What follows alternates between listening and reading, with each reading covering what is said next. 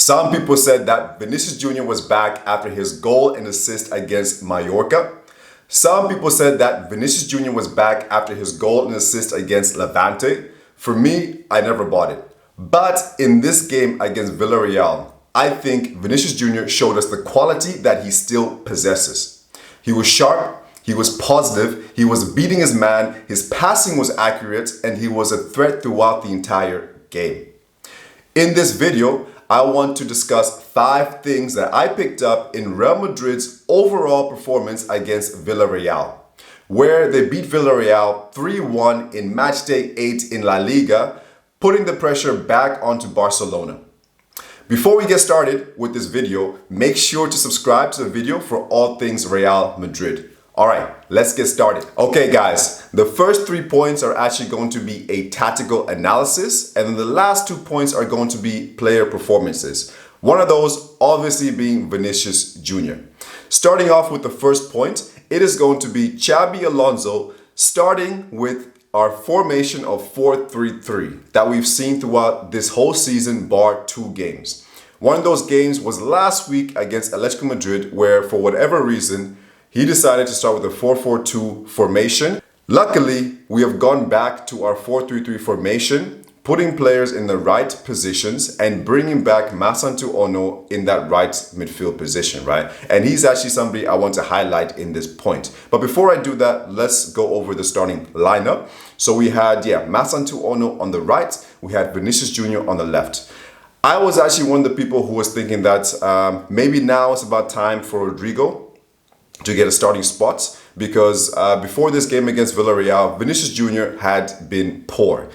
Once again, people said that against Levante he was good. I didn't see it. Atletico Madrid, he wasn't there. Kairat Almaty, the team played good. Vinicius Jr. didn't really offer anything in my opinion. And really throughout this whole season, throughout this whole calendar year, Vinicius Jr. had been poor. So I was like, what does Rodrigo have to do to get a starting position? And what does Rodrigo have to do to get more game time, right? But we went with Vinicius Jr. on the left, Mastantuono on the right, and Mbappe as our striker, right?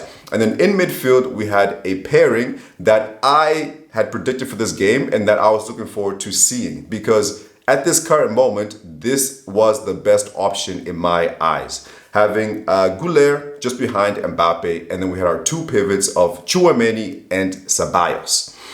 And then in defense, we had Carreras left back coming back. And then we had on the right, we had Fede Valverde. So this was the first game that he actually started as a right back, and more on him a little bit later. And then as our center backs, we had Militao and Hausen, and then of course Courtois as goalkeeper. So no real surprises, and playing players who are actually performing the best, right? So like I said, Ceballos before this game against Villareal had been playing exceptionally. Tchouaméni has been good, but I think his form has really dropped off a little bit since the Atletico Madrid game. And then Arda Guler playing as an attacking midfielder where he needs to play, not out on the wing, not on the right or left, just playing him as an attacking midfielder, right? So I think that Arda Guler is in direct competition now with Bellingham. Xabi Alonso seems to have molded roles for these players. So on the left wing, we have competition between Vinicius Jr. and Rodrigo. On the right, we have competition between Mastantuono and Brahim. And I think in that attacking midfielder role, we have competition between Arda Guler and Bellingham. So Bellingham needs to outperform Guler to get in this team, in my opinion, right? But what I really want to focus on is actually Mastantuono and how important and integral he actually is to the system. So from what I'm seeing, he is the only one who can play in that right midfield position and offer us what he's offering. Yes, Brahim can come on and do a job. We haven't really seen that this season, but the last 2 games, goal and assist, okay, fine. But Mastantuono throughout this whole season has been improving game by game. We're seeing him confident, aggressive, making dribbles, creating chances, getting into the box, getting opportunities, but we're also seeing him doing a lot of defensive work, helping out, for example, in this game, Valverde, or in previous games, whoever was at right back, right? Carvajal or Trent.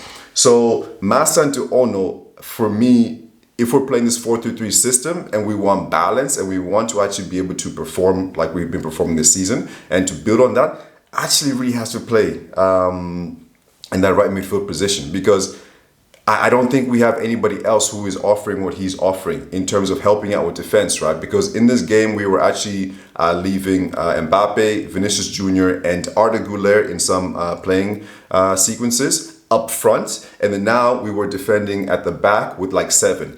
We didn't really have to defend in a mid and low block that often this game. Yeah, there was a few phases in the first half and the second half, but really like Madrid had control of the game. We had like 70% possession. Villareal were happy to just give us the ball and then try to hurt us on the counterattack. But Mastantuono does a lot of leg work, and the thing is, if you take him out and you bring Bellingham in, what happens? The game against Atletico Madrid is what happens. So Mastantuono at this current moment has to play. If Bellingham is coming in this team, then he has to outperform Arda Guler. And that's what I'm seeing, right? Guys, if you're enjoying the video, make sure to subscribe to the channel for all things Real Madrid and help this channel grow so I can give you guys more content on Real Madrid post-game analysis, transfer news, and all that good stuff. With the second point, I want to highlight how Villareal were a threat in the first half on the counter-attack, and how Real Madrid were so open, like in the center of the pitch, like in the middle channel. The amount of chances that Villareal had just after winning the ball back and then being able to counter-attack in 1-2 passes, really one pass, right through the middle of the park. And I was like, how does this keep on happening? That they're able to pass straight through the middle of the pitch, and like there's no interceptions, there's no one blocking it or whatever, right? And I think a big part of that was, for example, Tchouaméni. Tchouaméni, I feel positionally in the first half, wasn't in a position to actually help Madrid, because when that ball was coming through, like and it happened like on 3 or 4 occasions. Like the most dangerous one was on the 40th minute mark, where a Villareal player passed it, and the ball went through Militao and Hausen, and both of them were trying to run back. You know, Militao sprinting like crazy, but eventually, yeah, they couldn't get there, right? And then the Villareal striker got it. And then luckily Courtois made that beautiful save, right? And in that actual play, I think I actually did like the decision making from both Hausen and Militao, because they were both beat by that pass, but they were working hard to get back. But then at a certain point, they couldn't really do anything, you know, and it was either, yeah, for example, making a silly tackle and getting a red card, and then, yeah, just going down to 10 men again. So Hausen making a good decision by just letting the player go eventually when he couldn't win the ball. And then Militao trying to get back, trying to bust, but eventually he couldn't get back, right? So really good decision making from Hausen and Militao in that final phase. And then, yeah, just relying on Courtois to just make the save, which he did. But in that first half, I feel Tchouaméni was in the wrong positions, because he wasn't there helping in those counter-attacks, right? He wasn't there helping Militao and Hausen, and he wasn't there in the middle of the park actually helping to intercept those passes, right? Because it happened on so many occasions. And then in terms of actually attack, Tchouaméni wasn't necessarily there as a threat. He did have that chance, which was a beautiful cross in from Vinicius Jr, where he cut in and then he put in a beautiful ball for Tchouaméni, which he should have really scored that goal. Like, it went wide, not by much, but really he should have scored that goal, because he is a threat in the air, and he needs to be scoring or hitting the target with chances like that, right? So I feel like in the first half, part of the problem in terms of Villareal counterattacking us was Tchouaméni's positioning when those transitions were happening, right? And that did change in the second half, which is going to be the next point. Point number 3 is going to be the tactical shift that Alonso made just at halftime to help Madrid actually gain control of the game and then also to help to stop Villarreal's counterattacks, right? So I mentioned that in the first half, we were so open in the middle channel and Villarreal were able to win the ball and then to do one pass into their striker, and then they were on Courtois' goal or they were threatening, right? And then it was a last-ditch effort from Militao or Hausen to actually block off to win the ball back, right? And what happened was that in the first half, when we were building a play, what actually happened was that it was first it was Valverde as on the right side when we're building up, right center back when we're building up, and then you had then Militao, and then you had Hausen. So we're building up with those three at the very beginning of the match, but then throughout in the first half he switched it a bit because now you actually had Valverde moving forward, trying to help to basically open up the pitch a little bit more, and you now had Tchouaméni dropping back, and this was in the first half, right? So now Tchouaméni was in that three that were helping us to build and to move up the pitch and to threaten Villarreal, right? And yeah, maybe that was part of the problem because now Tchouaméni was kind of like outplaced. When we did lose the ball, he wasn't in the center of the park, being able to actually stop those passes from going through, right? So in the second half, the switch that he made was that now when we're building up from the back, it was actually Carreras on the left. We had Hausen in the center, and then we had Militao on the right. So this gave us, this was a lot more efficient because soon after we actually scored a goal, which Militao was actually involved in, right? Because I do believe that he was the one who crossed it over to VINI, did a diagonal long ball over to VINI. If it wasn't him, it might have been Valverde. But anyway, over to VINI, and then VINI being positive, beating his man, and then shooting, and then getting a huge deflection, and then getting us that goal, right? But that switch of that building up for three at the back gave us more control, and then also it gave now Tchouaméni license, or it freed Tchouaméni to now be in the center of the park and to stop those easy through balls that Villarreal were doing in the first half, because we didn't see that anymore in the second half. So that was a major tactical shift that Alonso saw, and then he quickly adjusted in the second half, right? And the thing is with Carreras, I want to mention him because I think he had a fantastic game, in the first half and then also in the second half. Because in the first half, when he was more upfront and helping with the overlaps or running inward in the half spaces, he was being very, very effective. Like in the half spaces, he was being very, very effective. There was a ball that he put, I think, he passed to Mastantuono, diagonal again over to Mastantuono. Mastantuono chested it, controlled it, and then almost got by his player. And then later on in the game, there was also another ball again from the half space on the left side, where Carreras did like drive a ball to I think it was Guler, and then that opened up Villareal and chance for Real Madrid. So in that forward position, I thought his vision was really good. And it's actually quite interesting because some matches you actually see Hausen in those positions doing those kind of passes, and then some matches you see Carreras in those positions doing those passes. So I thought it was very, very good. And whether it's attacking or defending in the first half, Carreras amazing. And then now switching to the second half, where now the player changes, the player shifts.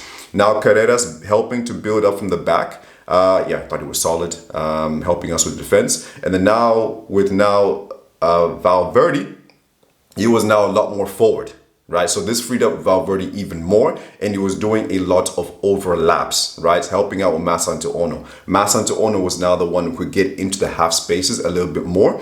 And the thing is now with Valverde in those overlaps, like we saw him getting those positions. We saw Mastantuono do also a brilliant run, solo run. It didn't really lead anywhere, but he didn't get any help from Mbappe or Guler. They literally, there was a run he did from the center of the pitch on the flank, and he just ran. But then no Real Madrid player was running with him, right? Really needed help from his teammates in that position. But we saw Madrid with the shift having more attacks on the right side, right? On the right channel. And Valverde actually got in some very good positions to cross the ball in, but another of Real Madrid's weaknesses, I feel, in the last few games, last 3 or 4 games, is that they're really not getting enough players quickly in the box, we really saw it against Atletico Madrid. Like, we're getting in those wide positions, but there was nobody in the box. And same thing in this position. There's some times when Mbappe in this game was like close to center circle, and we're attacking. Like, we have the ball and we're attacking, and he's dropping so deep to try to receive the ball. And I'm like, dude, be in the penalty area, man. Like, be in the penalty area. So I think in the last few games, I think Mbappe is dropping too deep, too often. Like, he needs to get in the box, right? Because, once again, Mastantuono, Valverde, or maybe it's VINI on the left, and there's nobody in the box being a threat, right? So that's something that Madrid need to work on, right? Guys, if you're enjoying the video, make sure to subscribe to the channel for all things Real Madrid. Fourth point now is going to be about Vinicius Jr. and his performance. So I think this game was probably Vinicius Jr.'s best game in this season. I thought he was sharp, he was positive, he was confident to beat his man, and he was beating his man. His passing was accurate, and he was involving his teammates. He just looked like a quality player, and this is something that we hadn't seen in Vinicius Jr. in so long. Guys, in 2025, Vinicius Jr. has been crap. He's been terrible, guys. So now we finally saw Vinicius Jr. is actually performing like the superstar that he should be, and that he should be performing week in, week out. The only drawback is that now we go into international break, and then he can't continue that form for Madrid, right? Because we saw that against Mallorca, where he played, he scored a goal and assist, and then we thought he was back, but then we also had the international break, and then when he came back against Real Sociedad, just back to the VINI that we had gotten used to, right? So hopefully, when he comes back from international break, that he can continue this form, because he had an outstanding game and he was deserved man of the match. He was a threat throughout the whole game, and Villareal could not handle him, right? So what was also interesting in this game was that we actually didn't see that much involvement from Mbappe and Guler, who are our most threatening players throughout this whole season, right? Mbappe got the man of the month. Player of the month in September, and Guler has been playing also crazy football as well. So the two of them, I feel like, were a little bit snuffed out in this game, and luckily this now created more opportunity for Vinicius Jr. and Mastantuono, right? Because this is what we need. When Mbappe is not, being as lethal as he normally is, when Guler is having trouble to get into the game because of Villareal really being like tight in that middle channel, in their defensive third, then we actually have now Vinicius Jr. and Mastantuono being the threats, right? And Mbappe even still was able to get into some good positions in the penalty area and to threaten on goal or with some good passes and everything, and he still got his goal as well at the end of the game, right? So hopefully it's a slight knock and he's not out for long, right? So he comes back quickly. So yeah, it was really good, because Villareal were focusing, let's say, on Guler and Mbappe, but now we had VINI. We had VINI on the left, terrorizing that defense, and we had Mastantuono. So in the first half, we focused quite a lot of our attacks on the left channel. And then in the second half, it was now a little bit on both channels, right? On the right and on the left, right? And then when Bellingham and Camavinga came on, we're a little bit more centrally in the channels, right? So overall for Vinicius Jr., it was a really good performance, getting a good goal, well, deflected goal. But yeah, he was being positive, and this is what being positive actually gets you, right? It gets you that piece of luck. And then also getting the penalty claim as well, penalty shot, winning the penalty. I was surprised that he took the penalty. In fairness, I know he had a great game, and he was being positive, and we're seeing the old Vinny back. When he was taking that penalty, I was like, no. Mbappe is our penalty taker. He has scored every single penalty this season. Every single penalty this season. And I don't want this, sometimes it's VINI, sometimes it's Mbappe, sometimes it's whoever, just Mbappe is our penalty taker, and he needs to take it, regardless of the performance that a player is having, right? Because we saw the penalty. The penalty was crap. It was a terrible penalty, right? It went through, luckily for us, right? And then luckily for Vini and his confidence and his form. But the penalty was not good. So that's the only thing I would say. Like, Mbappe needs to take the penalties, right?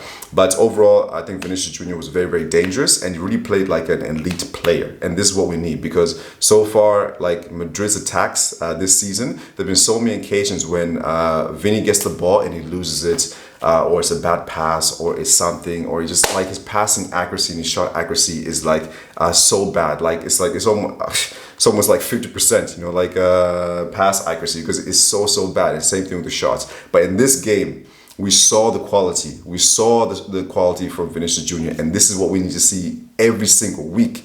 Not once in a blue moon. This is what we need to see from Vini every single week. The last and final point, number 5, is going to be about Bellingham and where he is going to fit in to this Real Madrid team after the international break. So every week goes by now, and Bellingham is going to get fitter and fitter and fitter, and he's going to want to start games and not come off from the bench.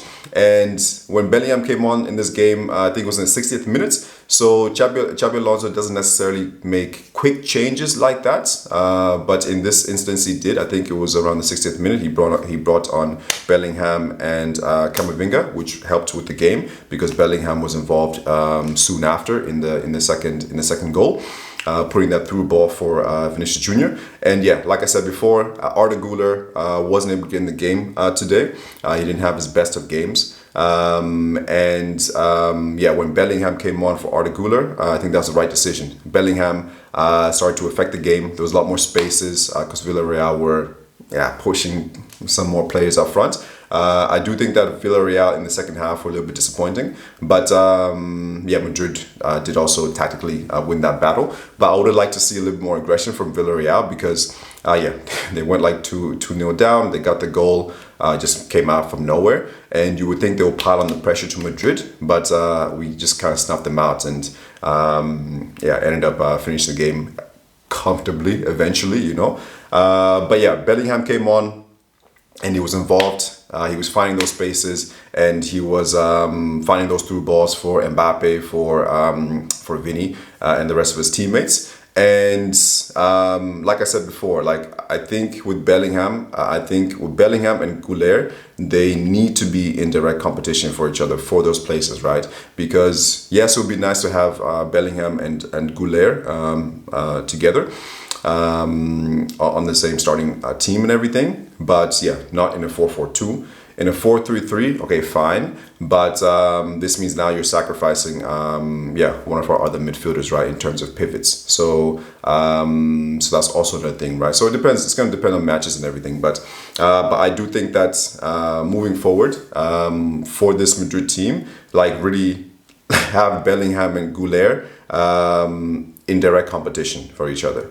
And then in midfield as our pivots, we have now Tchouaméni's there, and then now we have Valverde, Ceballos, and Camavinga competing to partner up with Tchouaméni, right? So on actually Ceballos, I thought it was good that he started this game.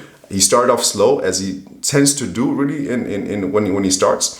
But he was one of the reasons why Madrid were able to pick up the game a little bit more. And I thought he did an okay job. It wasn't his best performance from the games that we've seen him start this season, but we saw him once again pressing, defending, and things like that, right? But I do think that bringing on Bellingham and Camavinga was the right decision, and then taking off Guler and Ceballos. And if Bellingham keeps on playing like this, then he's really knocking on Xabi Alonso's door, right?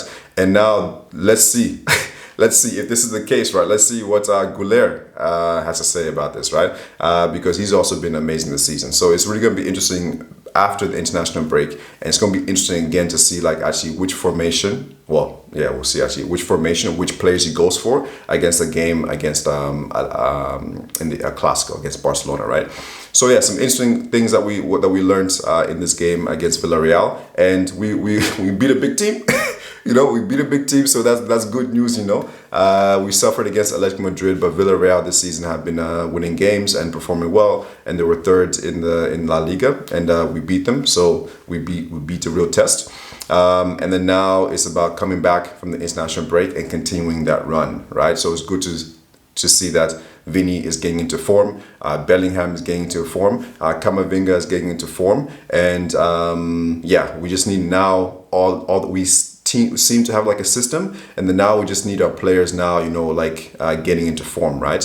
And it's really about, I think it's really about merit. If you are performing well, you will play, right? If you're not performing well, go on the bench. That's how it should be. This is Real Madrid, right?